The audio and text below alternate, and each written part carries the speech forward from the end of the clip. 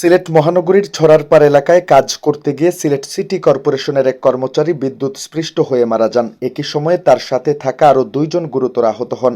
রবিবার দুপুর আনুমানিক 12টার দিকে এই ঘটনা ঘটে। জানা যায়, প্রতিদিনের মতো রবিবার সিটি কর্পোরেশনের তত্ত্বাবধানে বিভিন্ন এলাকায় কাজে বের হন শ্রমিকরা।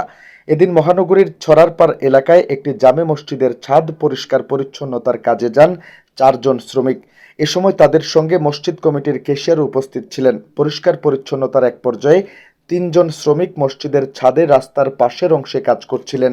ওই স্থানে লম্বা ও বাঁকা কয়েকটি রড ছিল। কাজ করার সময় ওই রডের সংস্পর্শে বিদ্যুৎস্পৃষ্ট হন তারা 3জন।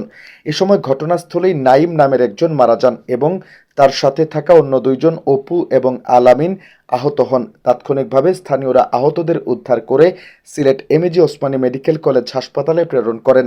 এ সময় থানা পুলিশকে খবর দিলে পুলিশ ঘটনাস্থল থেকে নাইমের লাশ উদ্ধার করে ময়নাতদন্তের জন্য সিলেট এমএজি ওসমানী মেডিকেল কলেজের মর্গে প্রেরণ করে। বিষয়টি নিশ্চিত করেছেন সিলেট মহানগরীর কোতোয়ালি মডেল থানার ভারপ্রাপ্ত কর্মকর্তা খান মোহাম্মদ মাইনুল জাকির।